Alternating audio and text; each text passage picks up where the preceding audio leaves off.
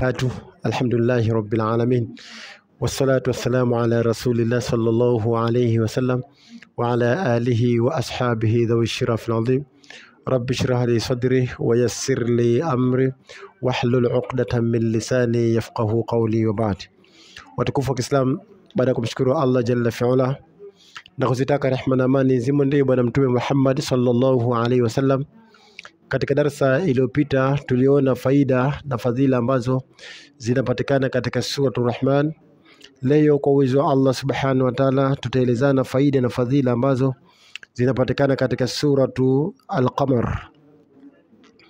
Sura hii miongoni mwa khawas na faida yake, anasema man katabaha yawmal jum'a wa 'allaqaha ala ra'sihi kana 'inda Allahi wajihan wa sahhalat lahu al-amru as-sighab.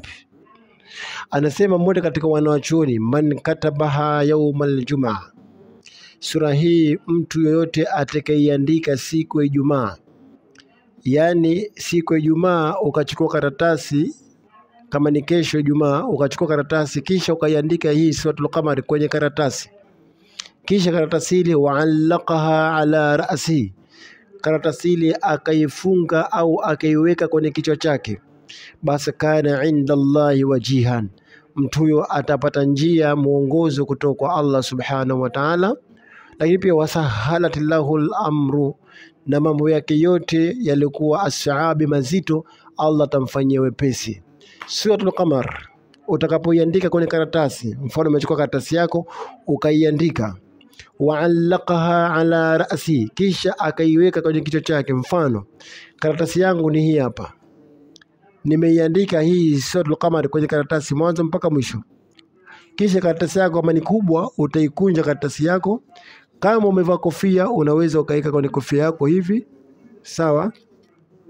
Ndio maana aliposema man katabaha yawmal jum'a, mtu atakayeandika sura hii kwenye karatasi siku ya Ijumaa, wa'allaqaha ala ra'si, kisha akaiweka kwenye kichwa chake, mfano kama hivi unaweza kufunga kofia tu kisha ukaiweka katika kichwa chako, basi kana inda Allahi wajihan, mtu huyo atapata njia nzuri ya maisha kwa Allah subhanahu wa ta'ala. Lakini pia Allah atamkunjulia mambo yake. Hiyo sio shirki, isipokuwa ni mwongozo uliokuwa sahihi kutoka kwa maulama. Kwa siku ya Ijumaa kama ni kesho, iandike suratul Qamar mwanzo mpaka mwisho kwenye karatasi, kisha karatasi ile iweke kwenye kichwa chako. Kwa uwezo wa Allah subhanahu wa ta'ala, basi ukiwa umeweka katika kichwa chako kwa unatembea nayo, basi mambo yako yatakuwa vizuri. La pia Allah subhanahu wa ta'ala atakupa njia ya maisha.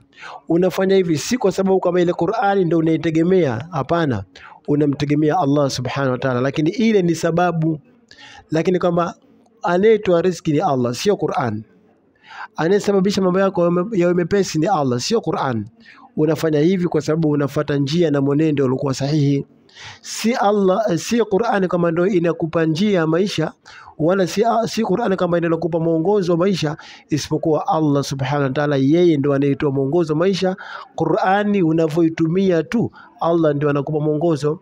Usinielewe vibaya ukasema hiyo ni shirki. Hapana, kwa sababu huitegemea Qur'ani wala hutegemea karatasi, isipokuwa unamtegemea Allah subhanahu wa ta'ala. Inshallah nenda kafanya hivyo leo, kwa uwezo wa Allah subhanahu wa ta'ala utafanikiwa mambo yako. Na ukihitaji kuunga katika grupu langu la WhatsApp, basi nitumie SMS kwa namba za WhatsApp 0777 799359 0777 799359, ili ni kuunga katika grupu la WhatsApp upate faida kubwa kama hizi kwa uwezo wa Allah subhanahu wa ta'ala. Wassalamu alaikum wa rahmatullahi wa barakatuh.